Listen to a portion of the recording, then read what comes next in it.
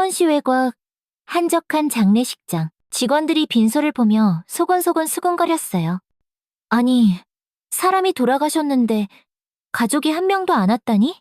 그러게, 도대체 어떻게 사신 분일까? 82세로 세상을 떠난 이영호 할아버지 빈소. 거기엔 오직 한 여성, 50세의 최지연 씨만 홀로 앉아 있었어요. 검은 상복을 입은 그녀, 영정사진을 물끄러미 바라보며 눈가는 이미 빨갛게 부어올랐고 손으로는 눈물을 훔치고 있었죠. 영정사진 속 이영호 할아버지, 해병대 정복을 입고 계셨어요. 당당한 표정, 꼿꼿한 어깨, 자신감 넘치는 눈빛. 그런 늠름한 모습과 지금 이 적막한 빈소, 너무 달랐어요. 지연 씨가 작게 중얼거렸어요. 목소리엔 애틋함과 안타까움이 가득했죠. 할아버지, 이렇게 쓸쓸히 보내드려서 정말 죄송해요. 제가 더 일찍 도와드렸어야 했는데. 그녀의 어깨가 살짝 떨렸어요. 바로 그때였어요. 이영호님 장례식장이 여기 맞나요? 복도에서 낮고 멋진 목소리가 들려왔어요. 네, 맞아요. 장례식장 직원이 대답했죠. 울고 있던 지연 씨. 고개를 들어 입구를 바라봤어요. 그 순간 눈이 휘둥그레졌어요. 70대 한 분, 단정한 해병대 정복을 입고 천천히 들어오셨어요. 가슴엔 훈장들이 반짝반짝 빛났고 걸음은 느렸지만 군인다운 기운이 뿜뿜. 그런데 이게 끝이 아니었어요. 1명, 2명, 3명.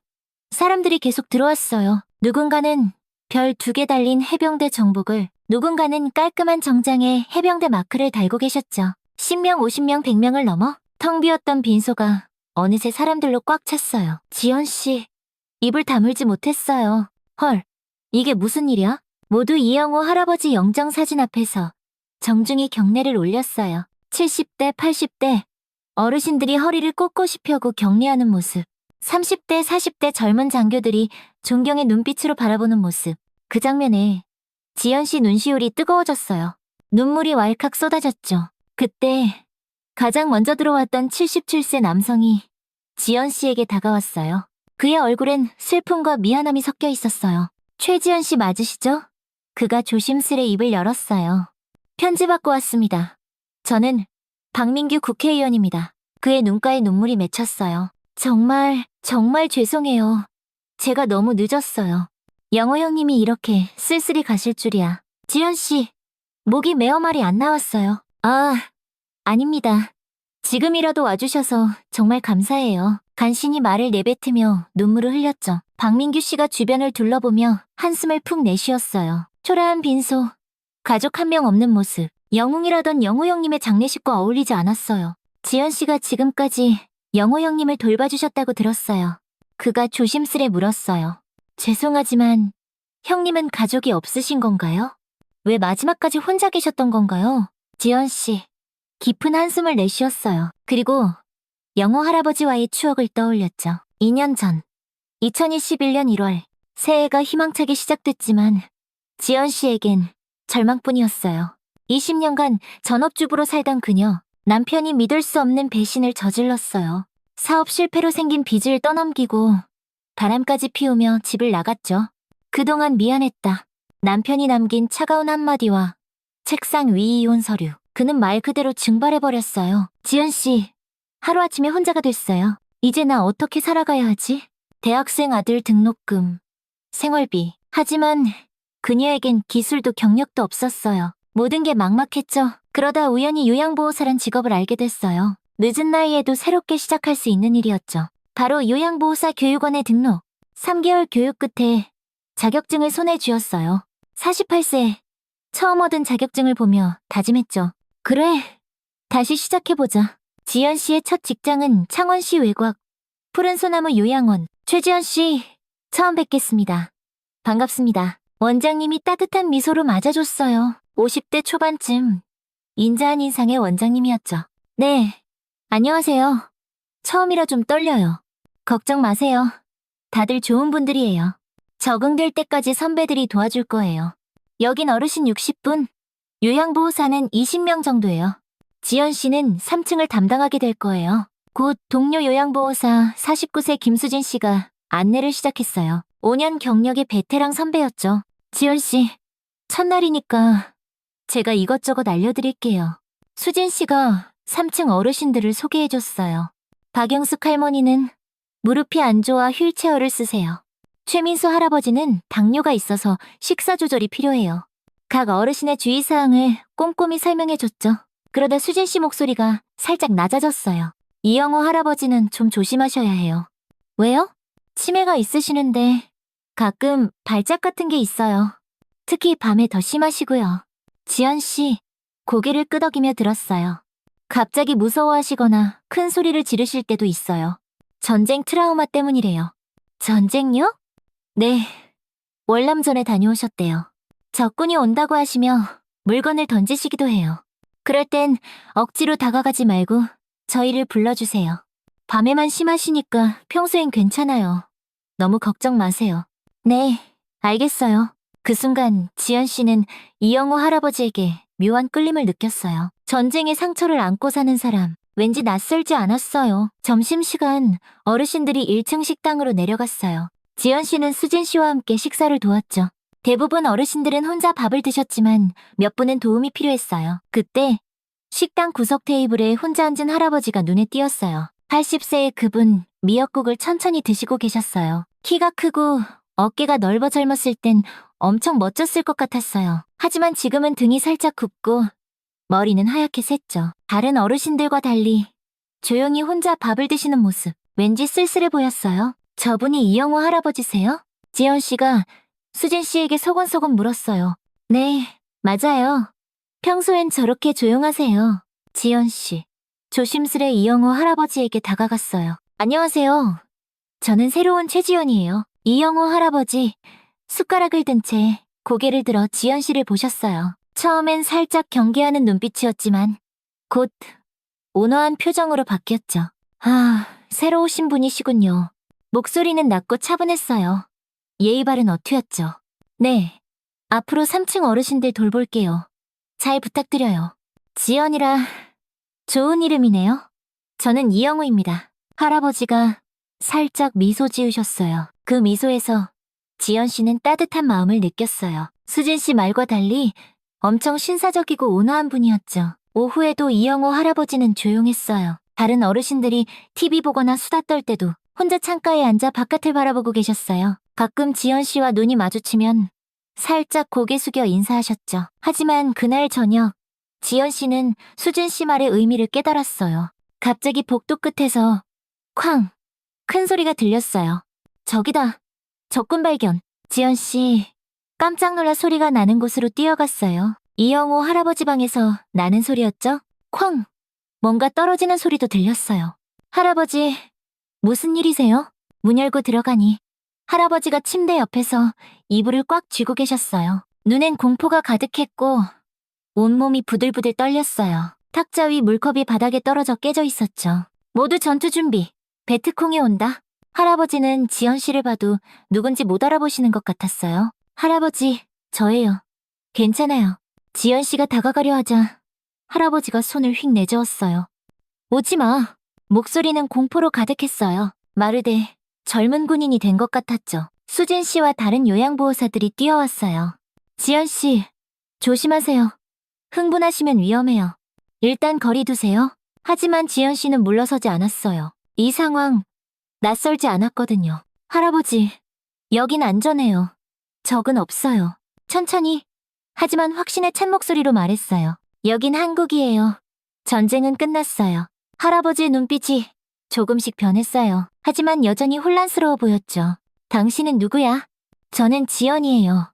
할아버지를 돌보는 사람이에요. 지연 씨가 더 가까이 다가가자 할아버지가 갑자기 팔을 세게 잡았어요. 아야? 지연 씨가 작은 비명을 질렀지만 도망치지 않았어요. 오히려 할아버지 눈을 똑바로 보며 말했죠. 괜찮아요, 할아버지. 무서우시죠? 저 이해해요. 동료들이 말렸어요. 지연 씨, 정말 위험해요. 얼른 나와요. 하지만 지연 씨는 눈을 떼지 않았어요. 조용히 말했죠. 할아버지, 저희 아버지도 월남전에 다녀오셨어요. 그래서 할아버지가 어떤 기분이신지 잘 알아요. 월남전? 할아버지 목소리에 미묘한 변화가 생겼어요. 혼란스러웠던 눈빛이 점점 또렷해졌죠. 네, 아버지도 악몽에 자주 시달리셨어요. 지연 씨가 조심스레 말을 이어갔어요. 저희 아버지도 해병대였거든요. 밤에 갑자기 깨셔서 적이 온다고 하시고 어머니한테 무섭다고 하시며 눈물 흘리시고 정말 힘들게 사셨어요. 그래서 할아버지 마음 알아요. 이영호 할아버지, 지연 씨를 잡고 있던 손에서 힘을 풀기 시작했어요. 해병대? 해병대였다고? 네, 맞아요. 그래서 저 이해해요. 아버지 같아서요. 할아버지 눈에서 눈물이 주르륵 흘렀어요. 공포에 휩싸였던 표정이 슬픔으로 바뀌었죠. 미안해요. 제가 또 목소리엔 부끄러움과 미안함이 가득했어요. 괜찮아요. 이해해요? 지연 씨가 할아버지 옆에 조심스레 앉았어요. 저희 아버지도 그러실 때마다 어머니가 괜찮다고 안전하다고 하셨어요. 그 모습을 자주 봤어요. 할아버지가 지연 씨를 신기한 듯 바라봤어요. 정말로 아버님이 해병대였나요? 네. 1967년에 참전하셨다고 들었어요. 그 순간 할아버지 눈빛이 더 또렷해졌어요. 치매로 흐릿했던 의식이 맑아지는 것 같았죠. 혹시 어느 부대였는지 아는가? 목소리에 간절함이 묻어났어요. 잘은 모르지만 짜빈동이란 곳에서 싸우셨다고 기억해요. 그 말에 할아버지 얼굴이 완전히 바뀌었어요. 눈이 휘둥그레지더니 온몸이 굳어버렸죠. 짜빈동. 정말 짜빈동이라고 했나? 네, 맞아요. 왜 그러세요? 할아버지가 지연 씨 손을 꼭 잡았어요. 이번엔 거칠게가 아니라 간절하게 마르되 생명줄을 잡는 것처럼. 아버님 성함이 어떻게 되시지? 목소리가 떨렸어요. 김민재예요. 할아버지가 그 이름을 되뇌며 눈을 감았어요. 그러더니 갑자기 큰 소리로 외쳤죠. 우리 막내 민재, 지연 씨. 깜짝 놀랐어요. 혹시 저희 아버지를 아세요? 민재 잘 지내지? 건강하지? 할아버지 목소리에 그리움이 가득했어요. 눈에서 눈물이 흘러내렸죠. 하지만 지연 씨 마음은 무너졌어요. 아버지는 10년 전에 돌아가셨어요. 할아버지 얼굴이 굳어졌어요. 돌아가셨다고? 네. 할아버지 어깨가 무너졌어요. 눈물이 주르륵 흘렀죠. 민재가 먼저 갔다고? 할아버지가 오열했어요. 80세 노인의 울음소리. 처참했어요. 지연 씨도 소리내어 울기 시작했죠. 아버지가 자주 말씀하셨어요. 이영호 중사님 덕분에 내가 살았다고. 그분이 날 구해주지 않았다면 우리 가족도 없었을 거라고. 할아버지가 눈물을 흘리며 지연 씨를 바라봤어요. 처음 뵀을 때 이영호란 이름이 낯익었어요. 혹시 했는데 여기서 뵙다니. 정말 민재가 그렇게 말했나? 네. 할아버지는 아버지의 영웅이셨어요. 저희 아버지를 구해주셔서 정말 감사해요. 할아버지의 울음이 더 격해졌어요. 내가 더 일찍 찾았어야 했는데. 그날 밤 할아버지와 지연 씨는 긴 이야기를 나눴어요. 민재는 우리 소대 막내였어요. 정말 용감한 아이였지. 할아버지 목소리에 자부심이 묻어났어요. 다리에 총상을 입고도 끝까지 버텼어. 지연 씨, 아버지의 젊은 시절 이야기를 처음 들으며 가슴이 뭉클했어요. 정말 멋진 아이였어. 착하고 의리 있고. 그런데 먼저 갔다니. 할아버지가 지연 씨 손을 꼭 잡으며 말했어요. 부족하지만 나를 아버지라고 생각해도 괜찮다면. 민재 딸이라고 하니 지연 씨한테 더 마음이 가네. 내가 가진 건 없어도 최선을 다해 지연 씨를 돕고 싶어. 그 따뜻한 말에 지연 씨 눈물이 또 흘렀어요. 그렇게 말씀해 주셔서 감사해요. 마음만으로도 큰 위로가 되네요. 그 순간 둘 사이엔 혈연을 뛰어넘는 유대가 생겼어요. 그 후 이영호 할아버지와 지연 씨의 관계는 더 깊어졌어요. 치매 증상이 있어도 할아버지는 지연 씨만은 또렷이 기억했죠. 지연 씨도 할아버지에게 더 정성을 쏟았어요. 점심시간엔 함께 밥을 먹으며 많은 이야기를 나눴죠. 하지만 동료들 중엔 일을 못마땅해 하는 사람도 있었어요. 지연 씨, 영호 할아버지만 너무 챙기는 거 아니야? 지연 씨, 조심스레 대답했어요. 죄송해요. 제가 너무 티냈나요? 앞으로 조심할게요. 하지만 마음속으론 할아버지에 대한 애정을 숨길 수 없었죠. 이영호 할아버지는 지연 씨에게 어느새 아버지 같은 존재가 됐어요. 그러던 어느 날 충격적인 소식을 들었어요. 이영호 할아버지, 요양원비가 또 밀렸어요. 원장님과 사무장이 나누는 대화였죠. 이번이 몇 달째죠? 3개월째요. 가족들 연락해봤는데 반응이 안 좋아요. 전화도 안 받고 알아서 하라네요. 그럼 어쩌죠? 할아버지 상황 안타깝지만 우리가 언제까지 내버려둘 순 없잖아요. 마지막으로 한 달만 더 기다려보죠. 지연 씨, 가슴이 철렁했어요. 그날 저녁 너무 궁금해서 할아버지에게 물어봤어요. 할아버지, 가족분들은 안 찾아오세요? 할아버지 표정이 갑자기 어두워졌어요. 가족, 한참 말이 없으시더니 기운 없는 목소리로 말했어요. 가족은 안 와. 왜요? 버렸어. 지연 씨, 가슴이 덜컥했어요. 버렸다고요? 그래. 할아버지 목소리에 깊은 슬픔이 묻어났어요. 사실 나는 좋은 아버지가 아니었어. 할아버지가 조심스레 이야기를 시작했어요. 그 이야기엔 한때 용사였던 이의 비참한 현실이 담겨 있었죠. 1968년 3월, 부산항, 월남전에서 부상을 입고 돌아온 이영호. 영호야. 부두에서 정은 씨가 손을 흔들며 달려왔어요. 하얀 한복을 입은 그녀. 봄꽃처럼 예뻤죠. 정은아. 영호 씨. 목발을 짚고 천천히 걸었어요. 다리 부상 때문에 불편했지만 1년 2개월 만에 만나는 사랑하는 사람. 가슴이 쿵쿵 뛰었죠. 얼마나 힘들었을까? 많이 무서웠지? 보고 싶었어. 정은 씨가 영호 씨를 끌어안으며 눈물을 흘렸어요. 어깨가 살짝 떨렸죠. 괜찮아.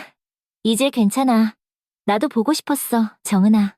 영호 씨도 정은 씨를 꼭 안았어요. 두 사람은 결혼해 창원의 작은 한옥에서 신혼생활을 시작했어요. 하지만 전쟁의 상처는 영호 씨 마음 깊이 남아있었죠. 밤마다 꾸는 악몽, 갑작스런 총소리, 작은 소리에도 깜짝 놀라는 자신. 그럴 때마다 정은 씨가 어깨를 토닥이며 말했어요. 괜찮아요. 여긴 안전해요. 고마워요.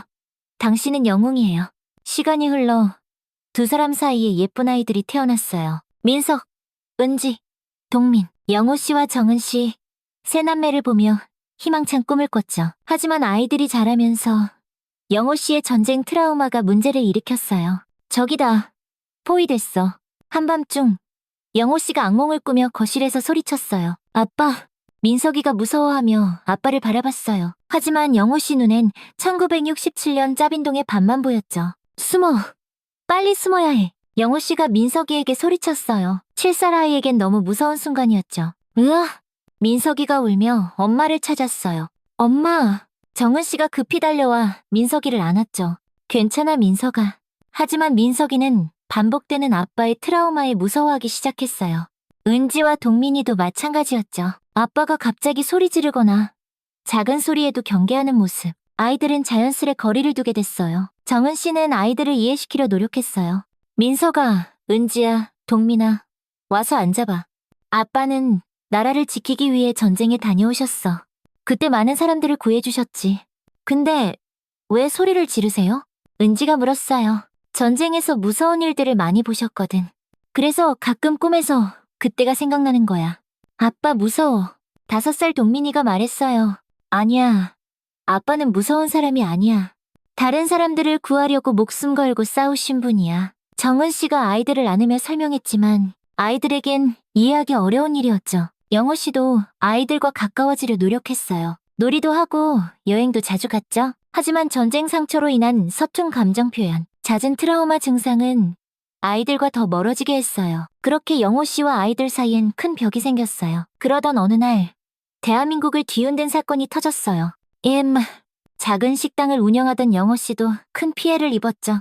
여보, 은행에서 연락 왔어요. 대출금 갚으라고. 정은 씨가 전화를 끊고 말했어요. 영호 씨, 머리를 감쌌어요. 내가 뭘 잘못했지? 여보, 이건 당신 잘못이 아니에요. 나라 전체가 어려운 거잖아요. 정은 씨가 영호 씨 어깨를 감쌌지만 영호 씨는 절망에 빠졌어요. 식당이 망했어. 가족을 먹여 살릴 방법이 없어. 어떻게 해야 할지 모르겠어. 영호 씨, 술에 손을 대기 시작했어요. 1병, 2병, 매일 2~3병씩 마셨어요. 술에 취하면 트라우마 증상이 더 심해졌죠. 혹은 폭력적 행동까지. 심지어 그 화살이 정은 씨에게까지 향했어요. 아이들은 점점 더 아빠를 멀리했어요. 아빠는 이제 집에서 소리 지르고 화내는 존재가 됐죠. 하지만 정은 씨는 끝까지 영호 씨를 믿었어요. 여전히 영웅이라 불러줬고 응원해줬죠. 영호 씨, 정은 씨 모습을 보며 다시 힘을 냈어요. 술을 끊고 할 수 있는 일을 찾아 열심히 했죠. 빚을 갚으며 가정이 안정되려던 순간 청천벽력 같은 소식이 들렸어요. 정은 씨의 암. 2007년 9월 창원 외곽병원 중환자실. 정은 씨가 힘겹게 말을 꺼냈어요. 여보, 애들하고 잘 지내요. 무슨 소리야. 당신이 나으면 우리 같이 언젠가 애들도 당신을 이해할 거예요. 내가 더 못해줘서 미안해요. 정은 씨 목소리가 점점 작아졌어요. 당신은 영웅이에요. 우리나라의 영웅. 우리 가정의 영웅. 그게 정은 씨의 마지막 말이었어요. 정은아. 영호 씨가 병실에서 한참 오열했어요. 유일하게 자신을 믿어줬던 정은 씨가 떠났어요. 영호 씨는 혼자 남았죠.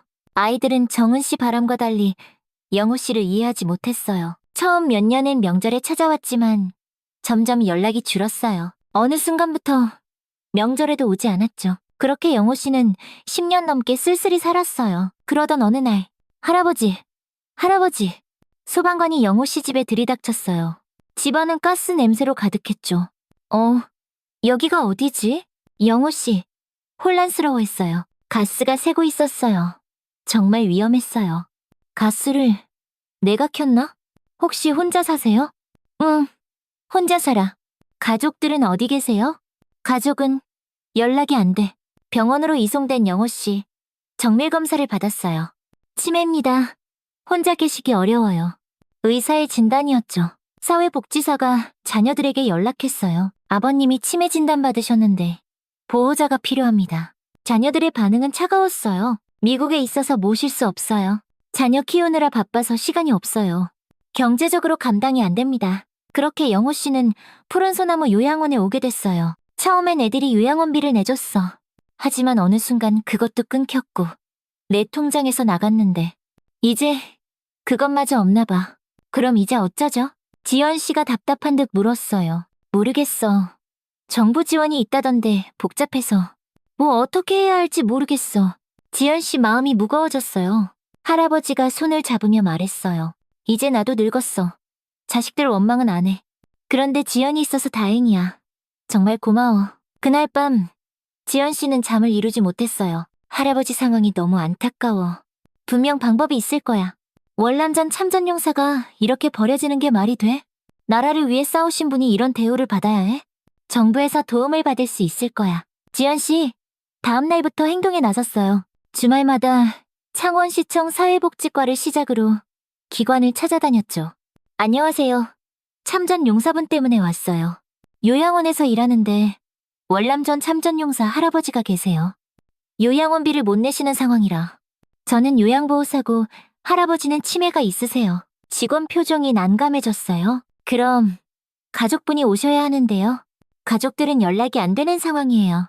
그렇다고 해도 규정상 본인이나 가족 아니면 진행이 안 됩니다. 다음 주엔 국가보훈처 창원지청을 찾았어요. 상담은 본인이나 직계가족이 직접 오셔야 해요.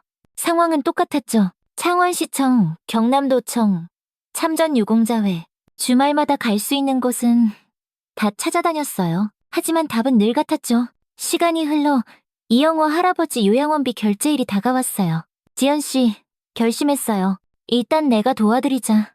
할아버지를 저렇게 둘 순 없어. 지연씨, 자신의 월급으로 요양원비를 내기 시작했어요. 감당하기엔 큰 돈이었지만 그게 그녀가 할 수 있는 유일한 일이었죠. 그 사이 할아버지 건강은 눈에 띄게 나빠졌어요. 지연 씨를 못 알아보는 날이 늘었고 대화도 어려워졌죠. 밥 드실 시간이에요. 지연 씨가 말해도 반응이 없었어요. 식사 거부도 잦아졌죠. 할아버지, 드셔야 해요. 싫어. 먹기 싫어. 억지로 먹여도 토해내는 일이 많았어요. 연화장애가 시작됐네요. 담당 간호사가 설명했어요. 연화장애요? 음식을 삼키는 기능이 떨어지는 거예요. 치매 말기에 나타나는 증상이에요. 할아버지, 침대에 누워있는 시간이 늘었어요. 예전엔 휠체어로 휴게실에 나오셨는데 이제는 하루 종일 침대에만 계셨어요. 할아버지, 저 왔어요. 지연 씨가 말해도 할아버지는 눈만 깜빡였죠. 하지만 손을 잡으면 약간의 반응은 보이셨어요. 할아버지 상태가 나빠지자 지연 씨 마음은 더 절박해졌어요. 어떻게든 할아버지가 살아계실 때 나라에서 보상을 받게 하고 싶어. 나라가 할아버지를 기억하고 감사하고 있다는 걸 알려주고 싶어. 그러던 어느 날 저녁, 퇴근 후 집에서 유튜브를 보는데 창원방송 CWN 채널 영상이 추천됐어요. 제목, 박민규 의원이 말하는 창원시 현안과 미래 비전. 지연씨, 바로 클릭했어요. MC가 질문했죠. 의원님, 해병대 출신이시라고 들었어요. 네, 해병대에서 복무했죠. 그래서 참전용사분들께 각별한 관심이 있어요. 지연씨, 귀 쫑긋 세웠어요. 창원에도 참전용사분들이 많아요. 국가에서 제대로 예우해야 한다고 생각해요. 그분들의 희생이 있었기에 지금의 우리가 있는 거죠. 지연 씨 가슴이 쿵쿵 뛰었어요. 이분이라면 할아버지를 도와주실 거야. 바로 박민규 의원에 대해 검색했어요. 이메일 주소를 찾았죠. 정성껏 이메일을 썼어요. 박민규 의원님께. 안녕하세요. 푸른 소나무 요양원에서 근무하는 최지연입니다. 유튜브에서 의원님이 참전용사분들 말씀하시는 걸 보고 용기를 냈어요. 저희 요양원에 이영호라는 할아버지가 계시는데 해병대 중사로 월남전에 참전하셨습니다. 하지만 지금은 치매로 가족들에게 버려져 혼자 계시고 요양원비도 밀려 어려운 상황입니다. 이런 분들에게 도움이 될 제도가 있을까요? 혹시 도움을 주실 수 있을까요? 간절한 마음으로 메일 보냅니다. 연락처 1234 5678 최지연 올림. 며칠이 지나도 답장이 없자 지연 씨는 직접 의원실을 찾아갔어요. 안녕하세요. 비서가 지연 씨를 바라봤어요. 월남전 참전용사 할아버지 때문에 이메일 보냈는데. 아, 그런가요? 지금 국정감사랑 예산안 심사로 바빠서 비서 표정이 곤란했어요. 이메일로 다시 보내주시면 재검토해볼게요. 지연 씨, 실망했지만 어쩔 수 없었죠. 그러던 12월의 어느 날, 간호사가 급히 뛰어왔어요. 지연 씨, 빨리 와보세요. 무슨 일이에요? 이영호 할아버지 상태가. 지연 씨, 할아버지 방으로 뛰어갔어요. 할아버지는 침대에 누워 거친 숨을 쉬고 계셨어요. 얼굴은 창백했고 호흡이 불규칙했죠. 할아버지, 지연 씨가 손을 꼭 잡았어요. 곧 구급차가 도착했어요. 지연 씨, 구급차에 함께 탔죠? 할아버지, 괜찮을 거예요. 제가 여기 있어요. 병원 응급실에 도착했어요. 의사가 진찰했죠. 흡인성 폐렴 같네요. 상태가 좋지 않습니다. 치료하면 나아질 수 있죠? 나이도 많으시고 기저질환이 있어서. 의사 표정이 어두웠어요. 밤 11시, 의사가 지연 씨를 불렀어요. 폐렴이 심하고 회복이 어려울 것 같아요. 마음의 준비를 하시는 게 좋을 것 같아요. 지연 씨 눈에서 눈물이 흘렀어요. 할아버지, 편안히 보내주세요. 평생 고통스럽게 사셨어요. 네, 최대한 편안히 해드릴게요. 지연 씨, 할아버지 옆에 앉았어요. 할아버지, 저 여기 있어요. 할아버지가 지연 씨 목소리에 반응했어요. 눈을 살짝 떴죠. 지연아, 간신히 말했어요. 네, 할아버지. 고맙다. 목소리는 거의 들리지 않았어요. 저도 고마웠어요. 할아버지는 진정한 영웅이세요. 할아버지가 작은 미소 지으셨어요. 지연 씨 손을 꼭 잡았죠. 민재 만나면 안부 전해줄게. 그 말을 끝으로 할아버지는 평안한 표정으로 눈을 감았어요. 천천히 숨을 거두셨죠. 지연 씨, 할아버지 손을 놓지 못했어요. 눈물이 계속 흘렀죠. 간호사가 조심스레 말을 걸었어요. 장례식장 준비하셔야 해요. 시신 안치는 하루 정도 가능합니다. 지연 씨, 정신을 차렸어요. 현실적인 문제가 남아있었죠. 장례식 준비, 요양원에서 받은 연락처로 가족들에게 전화했어요. 안녕하세요. 푸른 소나무 요양원 최지연입니다. 아버님이 돌아가셨어요. 네, 냉담한 대답이었어요. 장례는 어떻게 하실 건지. 저희는 참석하기 어려울 것 같아요. 아버님이 돌아가셨는데요. 죄송합니다.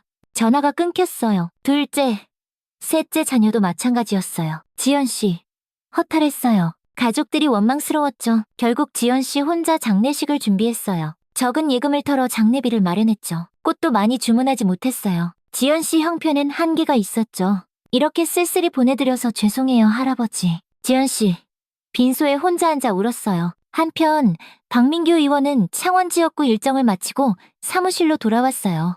예산안 심사와 바쁜 일정으로 정신없었죠. 의자에 앉아 쉬는데 비서가 들어왔어요. 의원님, 푸른 소나무 요양원에서 이메일이 와 있어요. 급한 일 같으니 좀 봐주세요. 어떤 내용이지? 이영호란 월남전 참전용사 할아버지에 대한 도움 요청이에요. 박민규 얼굴이 굳었어요. 이영호? 급히 이메일을 뒤졌어요. 수백 통의 이메일 속에서 이영호란 이름으로 검색했죠. 하나의 이메일이 떴어요. 이메일을 읽자 얼굴이 창백해졌어요. 지금 당장 요양원에 가봐야겠어. 푸른 소나무 요양원에 도착했어요. 안녕하세요. 국회의원 박민규입니다. 이영호님을 찾고 있습니다. 이영호 할아버지는 어젯밤 돌아가셨어요. 폐렴으로. 박민규. 주먹을 꽉 쥐었어요. 눈시울이 붉어졌죠? 내가 조금만 더 일찍 왔어도 즉시 휴대폰을 들어 해병대 전우회 회장에게 전화했어요. 이영호 중사님이 어젯밤 돌아가셨어요. 목소리가 떨렸어요. 가족도 없다고 합니다. 지금 혼자 쓸쓸히 계실 겁니다. 해병으로서, 전우로서 국가 영웅에 대한 예우를 해드립시다. 그렇게 해병대 전우들의 등장으로 쓸쓸할 뻔했던 이영호 할아버지의 장례식이 따뜻하게 채워졌어요. 영호 형님이 그렇게 힘들게 사셨을 줄은 박민규가 지연 씨 이야기를 듣고 안타까워했어요. 정말 감사합니다. 마지막까지 형님을 돌봐주셔서. 목소리에 깊은 감정이 묻어났죠. 박민규가 뒤에서 있던 한 분을 불렀어요. 이분은 김태준 예비역 중장님입니다. 해병대 전우회 회장님이시죠. 77세의 김태준 고든 자세로 서 계셨어요. 가슴엔 훈장들이 반짝반짝. 제 은인의 마지막을 이렇게 정성껏 모셔줘서 감사합니다. 깊이 고개 숙였어요. 박민규가 다른 분들을 소개했어요. 이분은 이강민 회장님, K건설 대표예요. 이분은 정우진 임원님, 이분은 한명호 병원장님. 지연씨, 깜짝 놀랐어요. 사회 각계각층에 성공한 분들이었죠. 이런 분들이 할아버지 때문에 이렇게 먼 길을. 할아버지가 한없이 자랑스러웠어요. 박민규가 지연씨 손을 잡으며 말했어요. 이제 저희가 다 맡을게요. 지연씨는 편히 형님을 보내주세요. 비용은 걱정 마세요. 김태준 중장이 앞으로 나섰어요. 전우들, 형님 가시는 길 쓸쓸하지 않게 지켜드리자. 네, 중장님. 마지막까지 함께하겠습니다. 빈소 분위기가 완전히 달라졌어요. 텅 비었던 공간이 활기차고 따뜻해졌죠. 형님이 그때 얼마나 든든했는지. 막내들 챙기느라 본인은 항상 나중이셨어. 맞아. 우리가 실수해도 대신 혼나주시고 추억이 하나둘 쏟아졌어요. 지연씨, 처음 듣는 이야기들에 가슴이 뭉클했어요. 형님 덕분에 지금 우리가 있는 거지. 이강민 회장이 감회에 젖어 말했어요. 한명호 병원장도 고개를 끄덕였죠. 형님이 없었다면 내가 의사 됐을까? 지연씨, 눈물이 났어요. 할아버지가 얼마나 따뜻한 분이었는지 새삼 느껴졌죠. 조심스레 입을 열었어요. 저희 아버지도 할아버지 덕분에 살았어요. 순간 빈소가 조용해졌어요. 모두 지연 씨를 바라봤죠? 아버님도요? 김태준 중장이 물었어요. 네, 김민재라는 이름이에요. 할아버지도 아시더라고요. 전우들 얼굴이 일제히 변했어요. 김민재? 혹시 그 막내 민재? 이강민 회장이 놀라 일어났어요. 정말 기막힌 인연이네요. 목소리가 떨렸죠. 민재의 딸이 형님을 마지막까지 모셨다니. 김태준 중장이 중얼거렸어요. 우연이 아니야. 이건 운명이야. 민재는 잘 지내나요? 한 전우가 조심스레 물었어요. 지연씨, 잠시 망설이다 말했어요. 돌아가셨어요. 전우들 얼굴이 어두워졌어요. 지연씨, 분위기를 풀며 말을 이어갔어요. 아버지가 살아계실 때 이영호 중사님 얘기를 자주 하셨어요. 제가 이렇게 만나 마지막까지 함께했다니. 아버지가 참 좋아하실 거예요. 전우들 표정이 밝아졌어요. 아버지 말로는 할아버지가 전쟁 영웅이셨대요. 어떤 일이 있었는지 여쭤봤는데 말씀 잘 안 하시더라고요. 김태준 중장이 영정사진 앞에 섰어요. 영호 형님은 정말 우리나라 최고의 전사이자 영웅이셨어요. 목소리에 깊은 존경이 담겼죠. 그날 밤은 잊을 수 없어요. 1967년 2월 14일 밤 11시 30분 짜빈동. 쾅! 갑작스런 폭음과 함께 삼소대 철조망이 폭파됐어요. 고요했던 밤이 순식간에 전장으로 변했죠. 저기다. 전원 전투 준비. 27세 이영호 중사가 우렁차게 외쳤어요. 목소리엔 당황함 대신 냉정함이 있었죠. 김민재. 엎드려? 20세 김민재 이등병이 당황하며 사방을 둘러봤어요. 중사님. 앞쪽에서 소리가. 조명탄 쏴. 적이 얼마나 되는지 확인해야 해. 영호씨. 침착하게 명령했어요. 전장의 경험이 그를 차분하게 했죠. 조명탄이 터지며 하늘이 환해졌어요. 모두 숨을 삼켰죠. 이럴 수가. 너무 많아. 22세 김태준 소희가 놀라 말했어요. 갓 임관한 신참 장교에겐 처음 보는 광경이었죠. 400m 앞 검은 개미 떼 같은 적군이 몰려왔어요. 숫자를 셀 수 없을 정도였죠. 소희님, 당황하지 마세요. 영호 씨가 확신의 찬 목소리로 말했어요. 부상병들을 안전한 곳으로 옮겨주세요. 제가 적들을 막겠습니다. 영호 씨, 에밀 소총을 들고 엎드렸어요. 400m 거리에서 적 지휘관들을 노렸죠. 탕, 탕, 정확한 사격. 적 지휘관 한 명이 쓰러졌어요. 탕, 탕, 또 다른 지휘관이 쓰러졌죠. 영호 씨의 정밀 저격으로 적군의 첫 공격이 혼란에 빠졌어요. 지휘관을 잃은 적군 우왕좌왕했죠. 중사님, 대박이세요. 20세 이강민 이등병이 감탄했어요. 아직 안 끝났어. 준비해. 영호 씨, 냉정했어요. 이건 시작에 불과했죠. 1시간 후 적군이 다시 움직였어요. 이번엔 박격포 공격이 시작됐죠. 쾅! 쾅! 박격포탄이 기지 안에 떨어졌어요. 엄폐! 모두 엄폐! 김태준 소위가 외쳤어요. 소위님, 삼소대 진지가 위험합니다. 김태준이 영호 씨에게 소리쳤어요. 제가 막겠습니다. 영호 씨, 106mm 무반동총을 가져왔어요. 혼자 무거운 무기를 조작했죠. 듀! 무반동총이 불을 뿜었어요. 적의 박격포 진지 하나가 폭발했죠. 듀! 또 다른 진지가 폭발했어요. 영호 씨, 혼자 세 방향에서 오는 적을 상대했어요. 여러 방향을 엄호하며 정확한 사격을 이어갔죠. 중사님, 탄약이 부족해요. 이강민이 소리쳤어요. 제가 가져오겠습니다. 이강민이 탄약을 들고 뛰어왔어요. 그 순간 적탄이 날아왔어요. 위험해. 영호 씨가 이강민을 밀쳤어요. 대신 영호 씨 어깨에 총탄이 박혔죠. 신음했지만 사격을 멈추지 않았어요. 중사님, 괜찮아. 계속 싸워야 해. 하지만 탄약이 거의 떨어졌어요. 중사님, 탄약이 없어요. 김민재가 절망적으로 외쳤어요. 영호 씨, 마지막 탄창을 확인했어요. 15발 남아있었죠. 마지막 탄창이다. 15발로 충분해. 목소리엔 여전히 자신감이 있었어요. 적군이 50m까지 접근했어요. 마지막 순간이었죠. 탕! 첫 번째 적이 쓰러졌어요. 탕! 두 번째 적이 쓰러졌죠. 영호 씨, 사격. 기계처럼 정확했어요. 15발 모두 명중. 50m 근거리에서 100% 명중률이었죠. 하지만 적군은 계속 몰려왔어요. 탄약이 떨어지자 영호 씨는 야전삽과 총검을 들었어요. 칼 뽑았으면 무라도 썰어야지. 적군 3명과 맞섰어요. 우와, 적 하나가 총검으로 찔러왔어요. 영호 씨, 야전삽으로 막았죠. 틱, 야전삽과 총검이 부딪혔어요. 영호 씨, 반대편으로 돌며 적 옆구리를 찔렀어요. 적 하나가 쓰러졌죠. 두 번째, 적이 뒤에서 공격해왔어요. 영호 씨, 뒤돌아 총검으로 막았죠. 절대 물러서지 않는다. 다리에도 총상을 입었지만 멈추지 않았어요. 맹렬한 반격으로 적 공격이 잠시 주춤했죠. 영호 씨, 부상병들을 확인했어요. 김민재는 다리에 총상을 입고 걷지 못했어요. 민재야, 견뎌. 집에 돌아가야지. 영호 씨가 민재를 업고 안전한 동굴로 옮겼어요. 중사님, 저 때문에 우리는 해병이다. 끝까지 함께 간다. 김태준 소위도 다리에 부상을 입고 쓰러져 있었어요. 소위님, 포기하지 마세요. 영호 씨가 김태준도 업고 뛰었어요. 나라에 돌아가서 훌륭한 군인이 되셔야죠.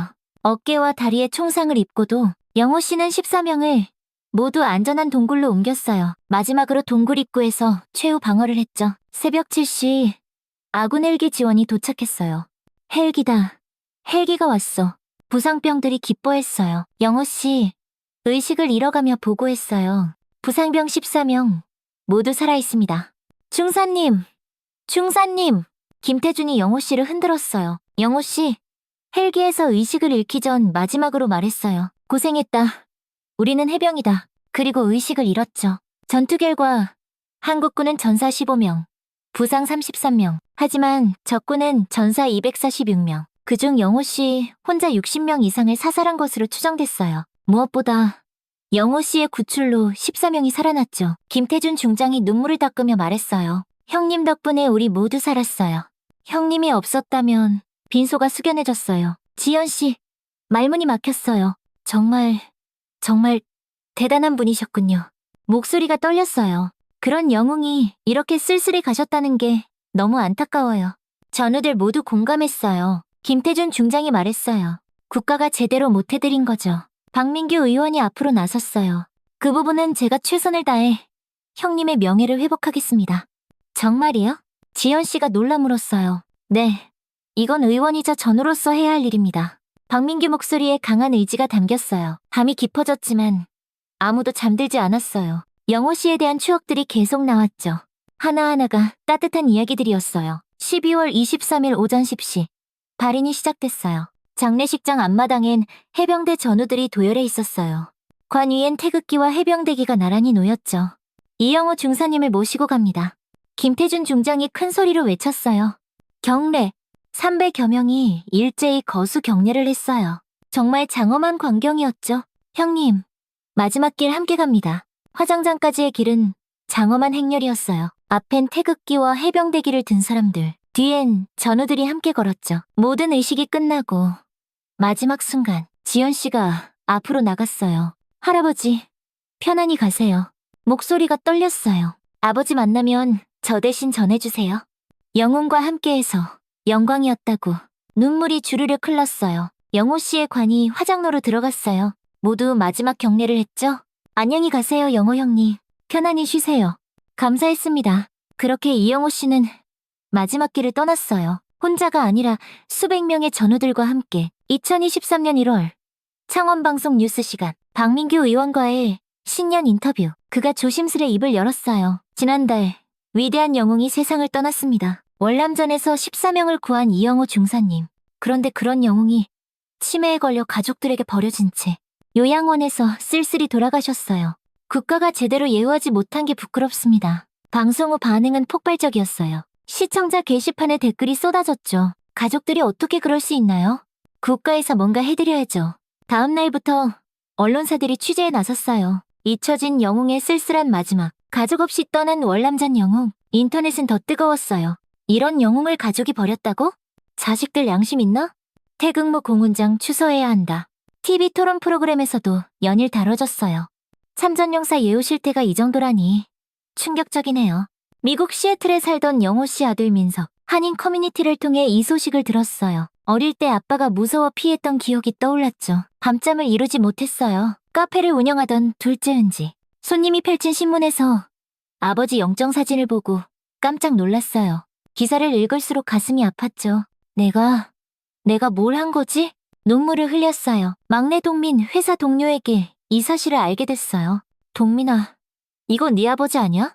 기사를 보니 아버지 이야기였죠? 깊은 자책감에 빠졌어요. 언론 보도가 계속되며 가족들에 대한 관심도 높아졌어요. 민석이 다니던 시애틀 한인교회에서 화제였죠. 아무리 그래도 아버지인데. 민석, 사람들의 시선이 부담스러웠어요. 은지 카페에서도 손님들이 수근거렸어요. 여기 사장님 아버지가 그분이라던데. 정말이요? 참 이해 안 되네. 은지, 고개를 들 수 없었어요. 동민 회사에서도 동료들이 물었어요. 동민 씨 아버님이 그분 맞아요? 그런데 왜? 동민. 대답하기 어려웠죠. 시간이 지나며 세 남매는 깊은 성찰의 시간을 가졌어요. 한편 박민규 의원은 약속을 지키기 위해 뛰었어요. 국방부, 보훈처, 청와대를 오가며 영호 씨 공적을 알렸죠. 그 노력은 6개월 후 결실을 맺었어요. 2023년 7월 보훈처 공식 발표. 고 이영호 중사에게 태극무 공훈장 추서. 국가유공자 1급으로 인정. 보상금 2천만 원. 국립대전연충원 안장 승인. 박민규. 기뻤지만 복잡한 문제가 남았어요. 보상금을 받을 사람, 법적으로는 자녀들에게 권리가 있었죠. 하지만 도덕적으로 그들은 아버지를 버렸어요. 고민 끝에 결심했어요. 직접 만나서 이야기하자. 영호 씨 자녀들에게 연락했어요. 안녕하세요. 국회의원 박민규입니다. 아버님이 태극무 공훈장 받으시게 됐어요. 보상금도 나왔습니다. 만나서 이야기하시죠. 지연 씨에게도 연락했어요. 가족과 보상금 얘기 나눌 텐데 지연 씨도 함께 해주세요. 저도요? 저는 가족이 아닌데. 아닙니다. 지연 씨는 가족 같은 분이에요. 며칠 후 박민규 의원 사무실에 모두 모였어요. 세 남매 얼굴엔 깊은 변화가 있었죠. 수척해 보였고 눈엔 후회가 서려 있었어요. 지연 씨도 긴장한 표정이었죠. 영호 씨 자녀들을 처음 만나는 순간이었어요. 박민규 의원이 자리를 정리했어요. 오늘 이 자리는 영호 형님의 국가보상에 대해 논의하기 위함입니다. 차근차근 설명했어요. 형님이 태극무 공훈장 추서받으시고 국가유공자 1급으로 인정받으셨어요. 보상금은 2천만 원입니다. 세 남매 고개를 숙이고 있었어요. 박민규가 모두를 둘러보며 말했어요. 먼저 이런 상황을 만든 제 자신이 부끄럽습니다. 가족분들에게 죄송하다는 말을 먼저 드리고 싶어요. 예상치 못한 말에 남매들이 놀랐어요. 영호 형님이 돌아가시기 전에 제가 먼저 찾았어야 했는데 나라로부터 올바른 대우를 받게 도와줬어야 했는데 형님이 이런 대우를 받고 떠난 건 나라 일을 잘 못한 제 탓도 있습니다. 깊은 한숨을 내쉬었어요. 민석 씨, 은지 씨, 동민 씨, 여러분도 정말 힘드셨을 겁니다. 언론과 주변 사람들이 뭐라고 했는지 잘 알아요. 많이 상처받았을 겁니다. 가족의 일은 가족만 아는 거죠. 저도 언론에 말하고 후회했어요. 죄송하게 생각합니다. 가족들, 숙연해졌어요. 박민규가 차례로 바라보며 말했어요. 민석 씨, 미국에서 20년 사신 이유가 있었을 거예요. 은지 씨, 이혼하고 혼자 아이 키우시느라 얼마나 힘드셨을까. 동민 씨도 사업이 어려워 경제적으로 여유가 없으셨을 테고. 세 남매, 자신의 사정을 이해해주는 말에 놀랐어요. 그런 상황에서 아버지를 돌보기 어려웠던 거 저는 이해해요. 형님도 절대 여러분을 원망하지 않으셨을 겁니다. 형님은 평생 자기보다 남을 먼저 생각하신 분이거든요. 박민규가 테이블에 손을 얹으며 말했어요. 이 보상금, 법적으로는 여러분에게 권리가 있어요. 그건 분명하죠. 그러다 지연 씨를 바라봤어요. 여기 계신 지연 씨는 끝까지 영호 형님을 책임지셨어요. 요양원에서 외로워하시는 형님께 따뜻한 정을 주셨고, 요양원비가 밀렸다는 소식에 자기 월급으로 내주셨고, 편안히 가실 수 있도록 최선을 다해 돌봐주셨고, 마지막까지 홀로 장례를 책임지셨어요. 아마 형님도 지연 씨를 딸처럼 여기셨을 거예요. 박민규가 따뜻한 표정으로 말을 이어갔어요. 40년 넘게 정치를 하며 배운 게 있다면 진정한 행복은 누군가 이기고 지는 게 아니라 모두가 함께 잘 사는 거예요. 형님이 원하신 것도 그거였을 겁니다. 형님이 가장 아끼는 여러분 모두가 행복하게 사는 것. 갑자기 무릎을 꿇으며 말했어요. 그래서 간곡히 부탁드립니다. 형님이 나라를 위해 싸워 얻은 이 보상. 그 보상을 지연 씨에게 일부 나눠주시길. 지연 씨, 당황하며 손살을 쳤어요. 아니, 저는 괜찮아요. 그 순간 민석이 일어났어요. 의원님, 일어나세요. 알고 있습니다. 저희가 아버지 보상을 받을 자격이 없다는 걸. 목소리가 떨렸어요. 눈물이 흘러내렸죠. 그동안 한 번도 아버지를 이해하려 하지 않았어요. 따뜻한 말 한마디 해드리지 못했어요. 은지가 일어나 지연 씨에게 고개 숙였어요. 지연 씨, 정말 죄송해요. 그리고 정말 감사해요. 동민도 눈물을 흘리며 말했어요. 정말 죄송합니다. 저희는 정말, 지연 씨, 당황했어요. 아니에요. 괜찮아요. 하지만 세 남매의 마음은 이미 결정됐어요. 민석이 확고히 말했어요. 보상금을 양도하겠습니다. 은지가 덧붙였어요. 저희는 자격이 없어요. 박민규가 중재했어요. 아니요. 자격이 없지 않아요. 형님도 그렇게 생각하지 않으셨을 거예요. 저는 그저 지연 씨에게 일정 부분 양도하길 권한 겁니다. 그게 형님이 원하실 방향이라고 생각해요. 선택은 가족이 하는 거예요. 편히 생각해주세요. 세 남매, 기쁜 마음으로 고개 끄덕였어요. 네, 그렇게 하겠습니다. 박민규, 감동하며 말했어요. 정말 감사합니다. 영호 형님도 하늘에서 웃고 계실 거예요. 그렇게 전쟁 영웅 이영호는 국가로부터 정당한 보상을 받았어요. 그가 아끼던 가족과 지연 씨도 그의 선물을 이어받았죠. 1년 후, 2024년 1월, 국립대전현충원. 이른 아침부터 포근한 봄 기운이 감돌았어요. 이영호 중사 묘소 앞에 사람들이 모여들었죠. 묘소는 1년 전과 완전히 달랐어요. 검은 화강암 묘비엔 금색 글씨가 새겨져 있었죠. 해병대 중사 이영호, 1940년 3월 15일, 2022년 12월 19일, 태극무 공훈장 추서, 짜빈동 전투영웅, 14명을 구한 용감한 전사, 묘비 양옆, 태극기와 해병대기가 바람에 펄럭였어요. 깔끔한 잔디밭 위엔 하얀 국화꽃이 가득했죠. 오전 10시 참석자들이 도착했어요. 가장 먼저 온 건 지연 씨. 검은 정장을 입고 하얀 국화 한 다발을 들고 있었어요. 1년 전보다 훨씬 밝은 표정이었죠. 할아버지, 저 왔어요. 묘비 앞에 국화를 놓으며 조용히 말했어요. 곧 박민규 의원이 도착했어요. 형님, 또 왔습니다. 묘비 앞에서 정중히 경례했죠. 김태준 예비역 중장도 왔어요. 중사님, 1년 만이네요. 이강민 회장, 정우진 임원, 한명호 병원장 등 전우들도 차례로 도착. 그리고 영호 씨 자녀들도 왔어요. 아버지, 저 왔습니다. 민석이 묘비 앞에서 깊이 절했어요. 은지도 많이 달라져 있었어요. 아버지, 은지예요. 많이 늦어서